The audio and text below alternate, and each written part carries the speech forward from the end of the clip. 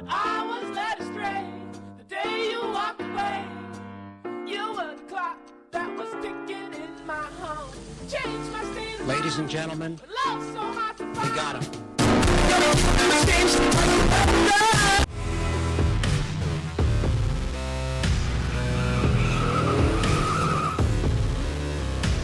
Thank you, Eric, for giving me that perfect intro.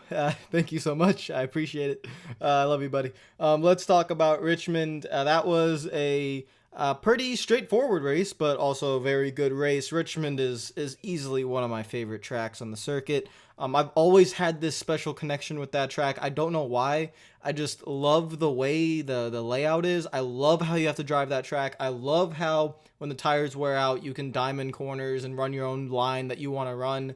It's so beautiful. The tire wear, lapping cars, going 3 wide, coming out of turn 4. Everything is just so beautiful about that track, which is why I personally love it so much.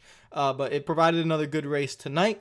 Unfortunately, the grandstands again were pretty empty. That needs to be solved pretty quickly, but it was a really, really good race. So let's talk about it. There were a few guys that had to go to the back, mainly Kyle Busch. He had a little bit of incident in qualifying, so he had to go to the back. But there were some other guys as well that had to go back there. But Kyle Busch was the main one. And when the race started, you had guys like Truex, Harvick, Hamlin. Those are the 3 main guys that were up front. And they looked like they'd probably stay up there. Hamlin fell back a little bit, but he was all right in stage 1. It was really Truex and Harvick that ran the show for most of stage 1, and then you just got to watch Kyle Busch just come from the back all the way to the front. And he didn't make his way up there in a lightning fast way. He got to like top 20, and then he slowly got up there.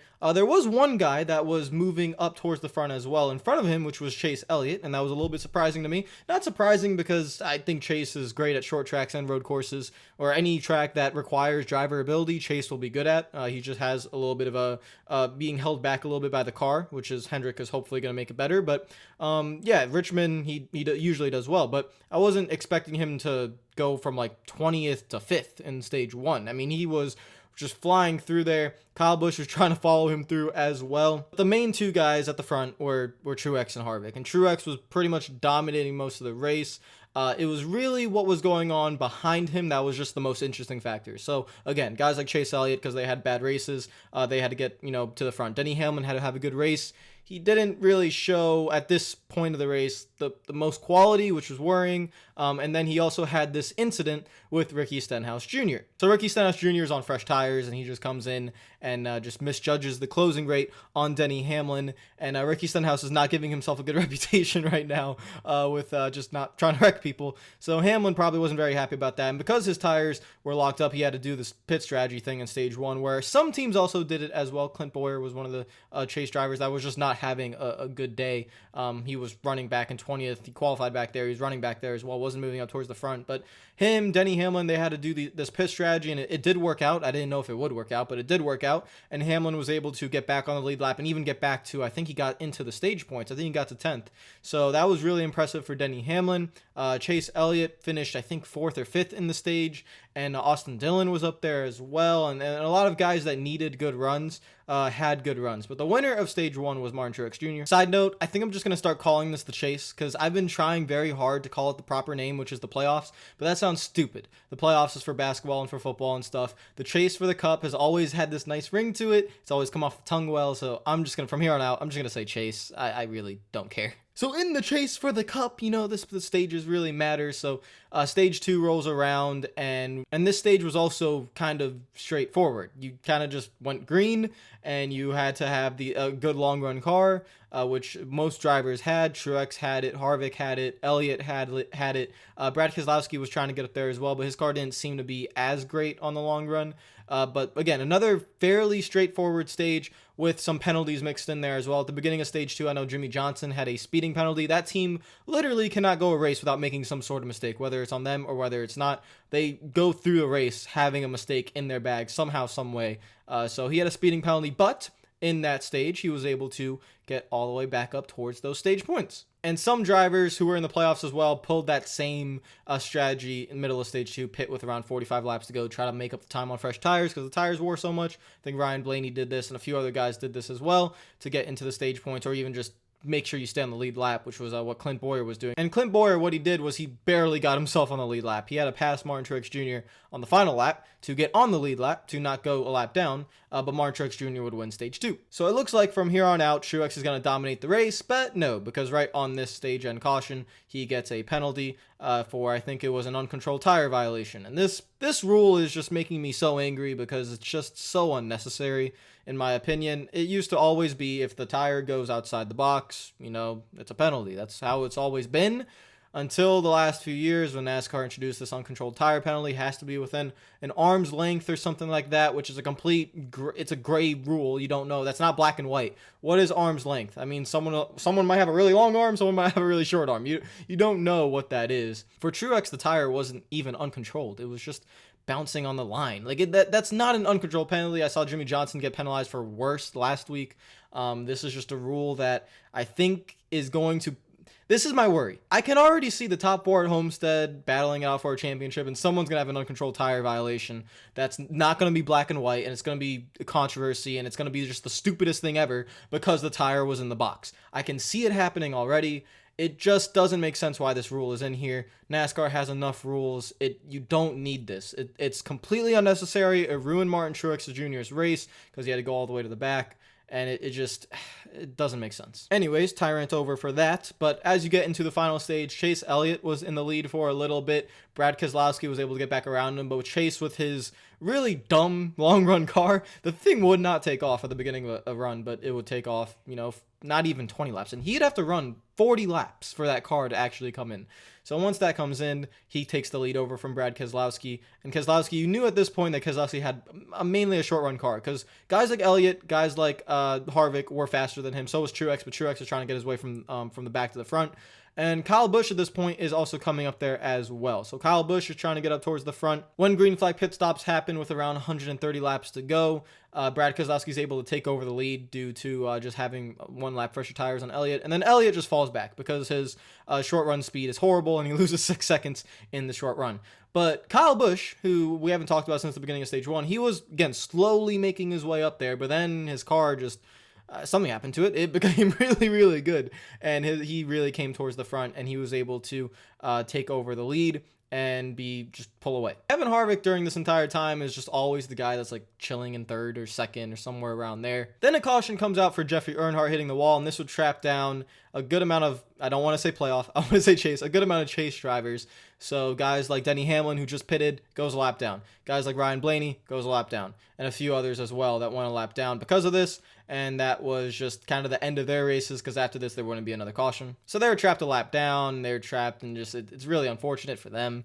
And but the finishing positions weren't terrible. They were still in the top 20, but not the best, especially for Denny Hamlin, and you'll see in a second for the point standing. So end of the race comes, and it's really Brad Keselowski versus Kyle Busch. Harvick is just chilling in 3rd. He's not able to get the speed to go fight them. He's just kind of hoping on a long run and hoping his car really gets in, but Kyle Busch had a really good long run car as well. So he's hoping that Kyle Busch and Brad Keselowski, 2 drivers who really don't like each other, get into it. And for about 30 laps, they had an incredible battle. Kyle Busch trying to pass Brad Keselowski on the inside, really wanting to show that he wanted to hit him, but he just kind of ran him up the track a little bit and never really touched him at all. I mean, if he did, it was very slight contact, but never really touched him.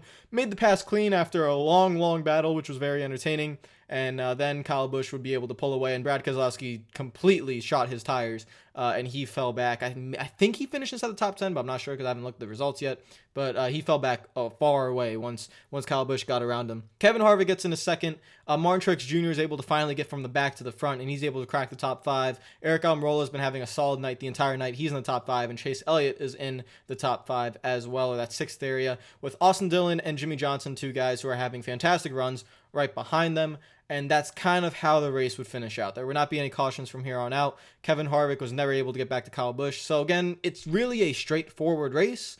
But if you watch the race, it's a really good race. That's the whole point to it. So Kyle Busch wins at Richmond. He's locked in. He was basically locked in anyways. It was, even if he didn't win the race, he's locked into the next round. So it's fine for him. So is Kevin Harvick. He's basically locked in as well. But they finished 1-2. So let's go to the race results. You have Kyle Busch, Kevin Harvick, Martin Truex Jr. The top 3, the big 3. Everyone knows the best in the sport right now. Brad Keselowski did win 3 races in a row, and he still is really good. But I just don't think he's the fastest guy week in and week out. But he will probably make the top 4 at Homestead as long as he doesn't have a bad race. race, but you never know. But the big three that have always been the fastest all year, they finished 1, 2, 3. Chase Elliott gets a 4th place finish that he needed to get back into the top 12 in points. Eric Almirola, really solid run. He's solidified a good gap for himself in case anything goes wrong next week.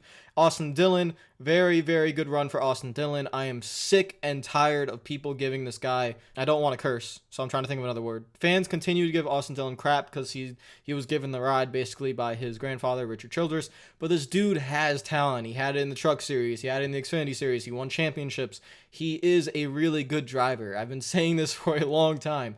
He shows week in and week out that he can take his equipment and finish wherever it provides him to be, which is normally 10th to 15th. That's usually where he finishes. But tonight, runs inside the top 10, almost gets to top 5, and he puts himself in the top 12 for the playoffs heading into the Charlotte Roval, where anything can literally happen. So that's good for Austin Dillon. I'm very proud of him, and I hope maybe eventually RCR get better cars, or else he could just maybe leave. And I think he has the talent. If another team wanted to recruit him, I think he has the talent to show that he can win in whatever ride that if he gets given a good ride. But that's just kind of the sake of business of the sport right now. Kyle Larson had a pretty quiet night, but he finishes in 7th. Jimmy Johnson has another solid race, and he should have finished better last week and didn't, but he gets the result he kind of deserved here.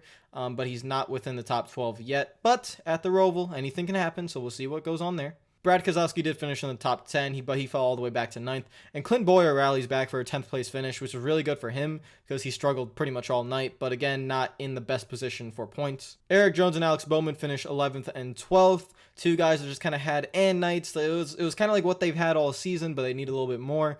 Ricky Stenhouse Jr., Joey Logano, and Ryan Newman round out your top 15. Joey Logano had a penalty later on in the race that would trap him a lap down, along with guys like Denny Hamlin, Kurt Busch, Ryan Blaney. All these guys got trapped a lap down from that caution from Jeffrey Earnhardt. So that really hurt them, but Kurt Busch is in a pretty good position still. He's all right. Other guys like Ryan Blaney, he's okay for now, but Denny Hamlin's the one in big trouble. So let's go to the point standings. Let's just go to the bottom 8 first, because this is really where it's most important. So we have Kurt Busch, Chase Elliott, Austin Dillon, Alex Bowman, Ryan Blaney.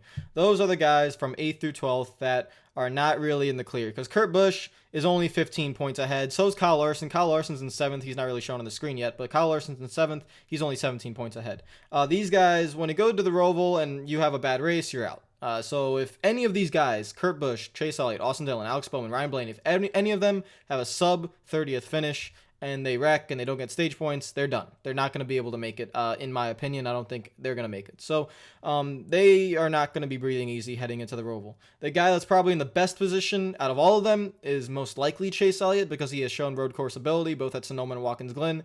And if he is just solid at the Roval, like if he does worse than he normally does at road courses, which is, let's say he runs 10th, because he usually runs in the top 5 at road courses. If he finishes 10th in all the stages and the race, he'll be just fine. So he's probably in a good position for him. Clint Bowyer, Jimmy Johnson, Eric Jones, and Denny Hamlin round out the bottom of the table. Denny Hamlin is, I want to say, in a must-win position. I would think he is, and so is Eric Jones, in my opinion. I think those two are in must-win positions unless they finish like top 3 in both stages and finish in the top 5 for the race. Then maybe they have a shot, but I don't really think they do. So they're going to have to win. Jimmy Johnson, Clint Bowyer, they're just going to have to go off of what happens in front of them and have good runs. So this is going to be a really good battle for who gets into the top 12. Where it gets a little bit more lackadaisical and a little bit more, it doesn't matter for the long run, is at the top, because you'll see Kyle Busch, Brad Keselowski, Martin Truex Jr., they're pretty much locked in. And so is Kevin Harvick. He's pretty much locked in as well. Those guys have massive.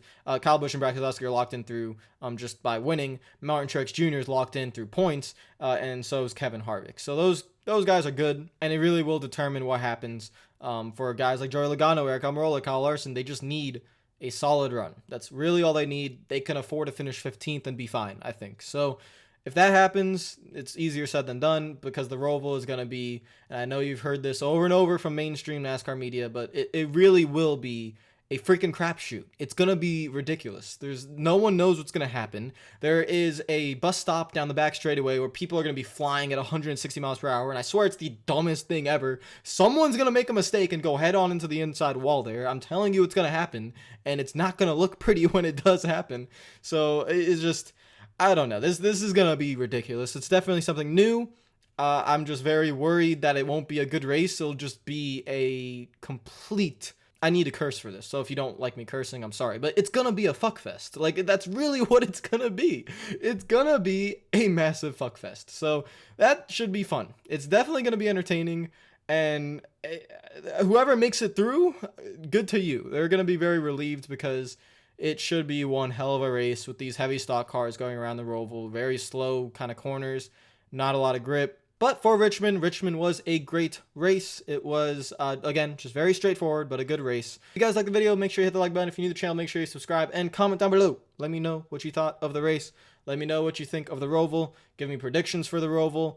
Next week will be dummy, stupid, crazy, but we'll see what happens. I'm going to be kind of sad if it actually doesn't end up being crazy, because I'm 99% sure it will be. But imagine if everyone just drives level-headed, which I don't think will happen. But imagine if everyone does, and it just ends up being like a normal road course race. That, you never know what can happen. So expecting guys like Harvick and Busch and Truex to be the fastest there, just because they naturally are the fastest cars, but with a track that no one's been to, I don't know. Hell, if you can predict the winner next week, then go play the lottery, because I have no clue who's going to win. So comment down below what you think, and I'll see you guys later. Hope you're having a fantastic, well, night. You probably were either watching this at 1 a.m. or it's Sunday. So either enjoy your Sunday or have a great night. I'll see you guys later.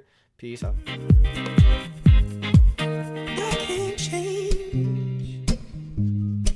Even if I tried, even if I wanted to, and I can't change.